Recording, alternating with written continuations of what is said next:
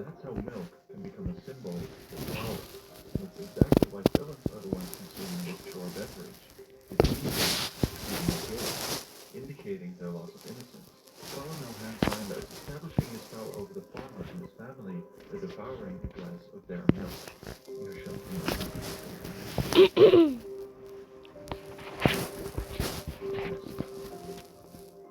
And he does this in the strudel scene as well.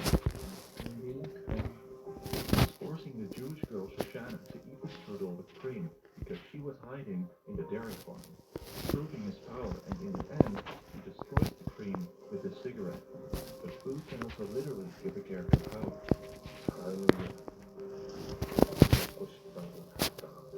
Filled with hate and revenge, Old Boy eats a living octopus, which has the reputation of being strengthening in Korea. But the food itself can even become a dangerous weapon, like a beach buzz and parasite, used to poison the servant and infiltrate the rich family's house. And in some cases, humans themselves can become the food, like in Hannibal the Lecter.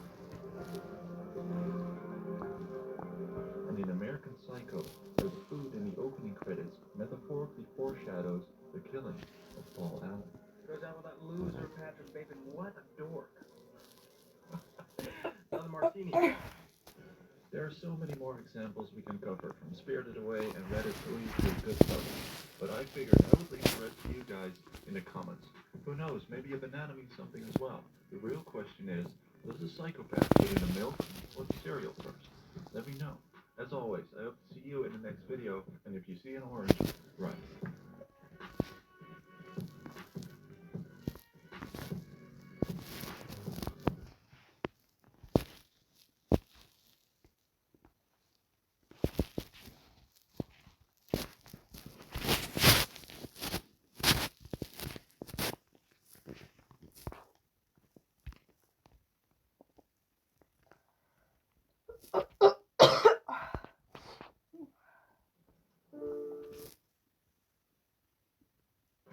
Car shopping near West Yorkshire.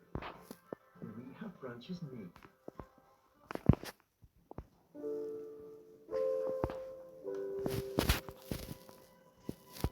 Edward Hopper's world was New York, and he understood that city more than most people. He understood that even though you may live in one of the most crowded and busy cities on earth, it is still possible to feel entirely alone. This painting was completed on January the 21st, 1942, just weeks after the bombing of Pearl Harbor and America's entry into World War II. That's not to say the war was a direct influence, but the feeling of dread many Americans had surely infused the painting. Afraid of air raid attacks, New York had blackout drills and lights were dimmed in public spaces. Streets emptied out, and Hopper City was effectively dark and silent.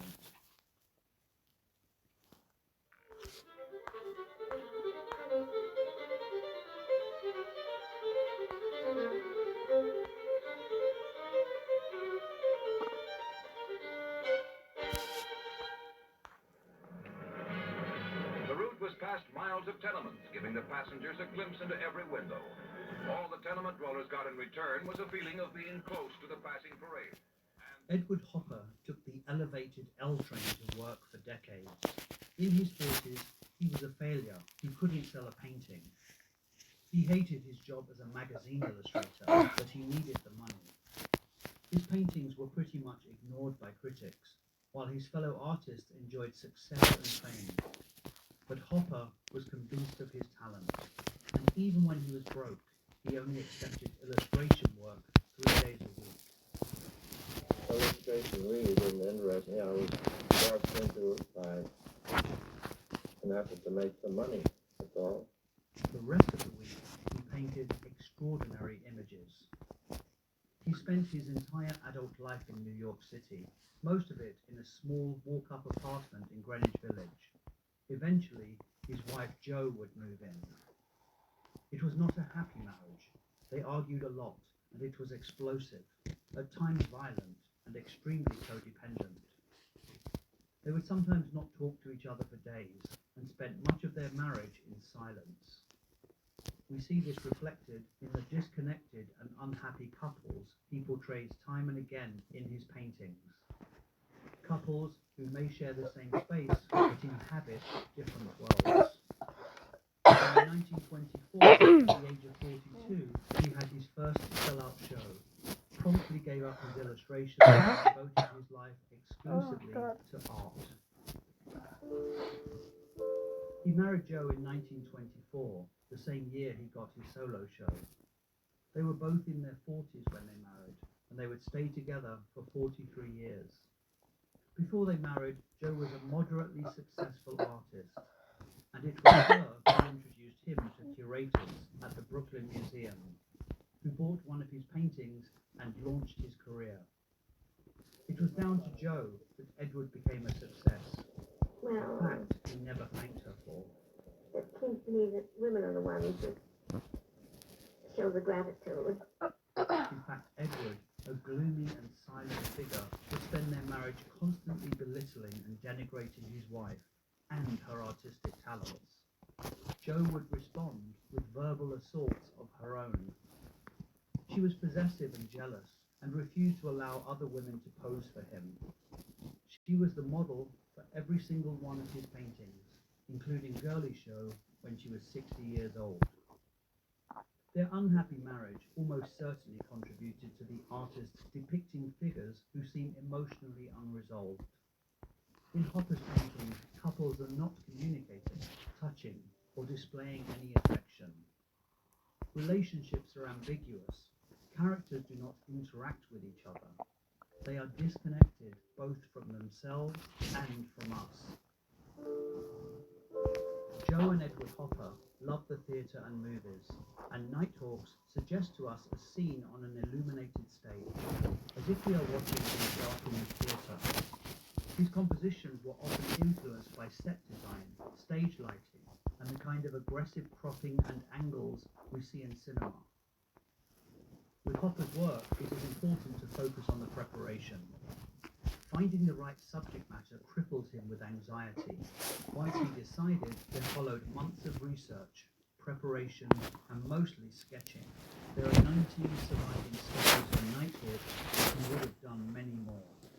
Hopper would use life drawings to establish a visual understanding, and then relied on his subconscious to refine the final composition of his paintings. We know from Jo's notes on the painting that she posed for the woman and Edward posed for the three men. He dismissed his years spent illustrating magazines, but along with the preparation skills he picked up, it also helped to hone his storytelling abilities.